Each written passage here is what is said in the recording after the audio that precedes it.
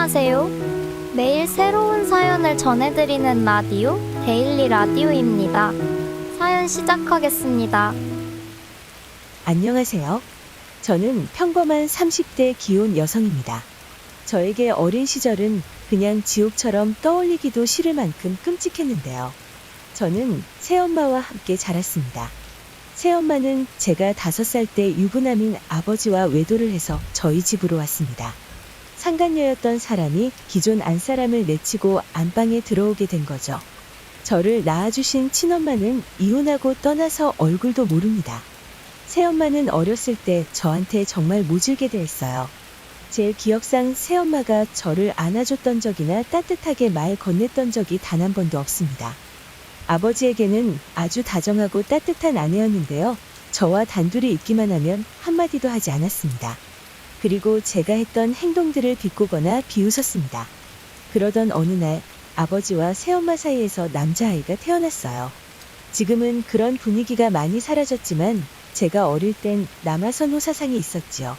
저는 배다른 자식인데 여자이기까지 하니 남동생이 자라면서도 저는 지속적인 차별 속에 살아야만 했습니다.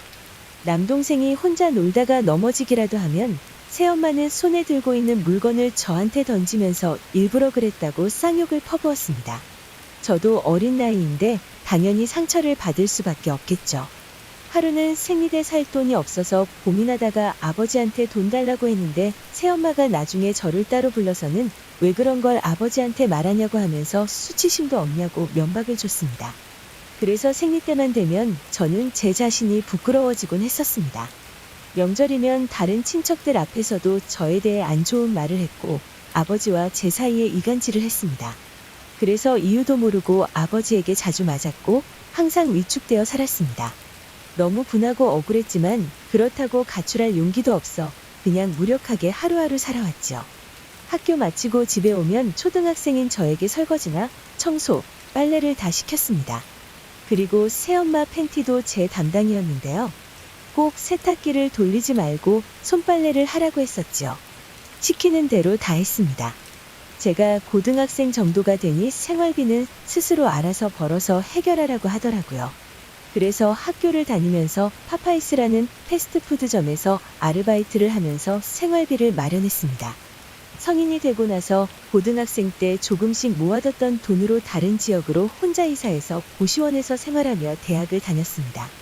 대학 등록금은 학자금 대출을 받아서 해결했지요. 알바비 받은 돈으로 점점 대학과 가까운 지역으로 이사하면서 결국 대학을 정상적으로 졸업했습니다. 설거지 알바하다가 손가락 습진 생겨서 볼펜도 잘 못 쥐었었는데 그 손으로 새벽에 공부하면서 열심히 취업 준비를 했어요. 그리고 지금은 안정적인 곳에 취업을 해서 살고 있습니다. 취업 이후부터는 가족들과 완전한 단절을 했습니다. 그리고 얼마 전에는 결혼도 했는데 시부모님께 저희 부모님은 돌아가셨다고 말씀드리고 상견례 없이 결혼했습니다. 근데 얼마 전에 남동생이 어떻게 알았는지 저희 집에 찾아왔더라고요. 나중에 알고 보니 가족끼리는 동사무소에서 주소를 알아낼 수 있다고 하더군요. 형제 관계는 안 되고 부모 자식처럼 직계 관계만 된다고 하더라고요. 소름 돋았습니다. 와서 하는 말이 새엄마가 지금 자궁경부암에 걸려서 암투병 중이라고 하네요. 한편으론 씁쓸했어요. 그렇게 독한 인간 어떻게 사는지 참 궁금하기도 했는데 말로가 암투병이라니 웃기지도 않더라고요. 남동생이 힘들었겠다 싶을 즈음 대뜸 돈을 빌려달라고 말하더군요. 그동안 드러났던 보험들은 아버지 사업 어려워지면서 옛날에 다 해지했고 수술비도 없어서 지금 1년째 고생하고 있다고 하더라고요. 아버지면 모르겠는데 새엄마는 고민할 필요도 없다고 생각한다 했더니 남동생이 저에게 화를 냅니다. 키워준 정을 무시하냐고요. 사람이라면 그간 키워준 은혜를 생각해서 간병은 못하더라도 수술비는 보태야 하지 않냐고요. 황당했습니다. 솔직히 아버지가 암투병 중이라고 해도 저는 수술비를 댈지 말지 고민해봤을 것 같아요. 저를 괴롭히지는 않았지만 그래도 친아버지가 맞는지 의아한 순간들이 많았거든요.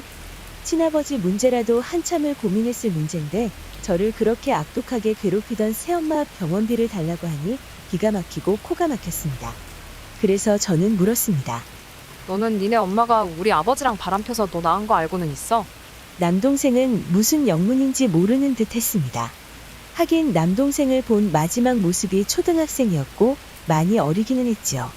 남동생이 동사무소에 가도 제가 살고 있는 주소를 알아낼 수는 없으니 아마도 저랑 직계가족인 아버지나 새엄마 신분증으로 등본을 떼본 것 같았습니다.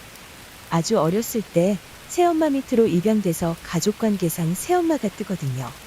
그 말은 남동생 시켜서 저에게 찾아가기만 하면 돈을 빌려줄 거라 확신했던 것 같은데 무슨 자신감인지 모르겠더라고요. 연락이 계속 닿았으면 모르겠는데 저는 시댁 식구들한테 부모님 돌아가셨다고 말했을 정도로 아무 연락도 안 하고 살았는데 말이에요. 그만큼 어린 시절 제 모습이 호구처럼 보였나 봅니다. 굳이 아무것도 모르는 남동생 시켜봤자 본인만 망신일 텐데 말이에요. 남동생이 저한테 무슨 말이냐고 묻길래 모두 다 말했습니다. 나는 너희 엄마 때문에 친엄마를 잃었고 그 집에서 사람 대접도 못 받고 지냈는데 무슨 키워준 은혜냐고요. 너 최신형 컴퓨터 생일 선물로 받을 때 나는 패스트푸드점에서 남이 먹은 쓰레기 치우고 있었어.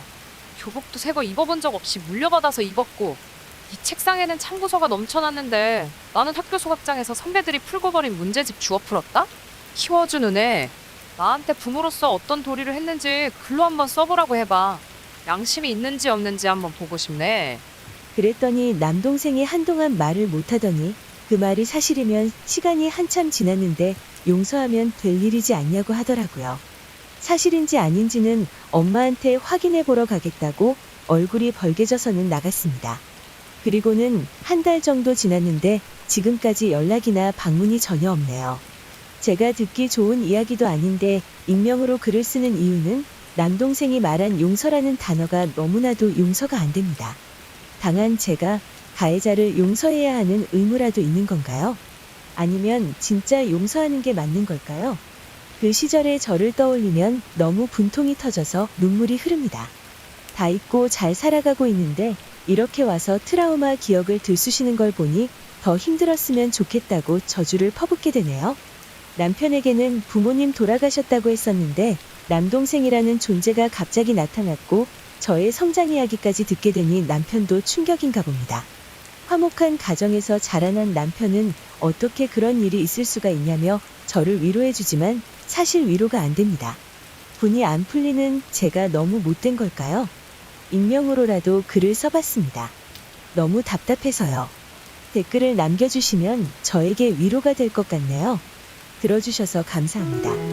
사연은 여기까지입니다. 구독과 좋아요, 그리고 사연자분을 위해 여러분의 의견을 남겨주세요. 매일 새로운 사연을 전해드리는 라디오, 데일리 라디오였습니다.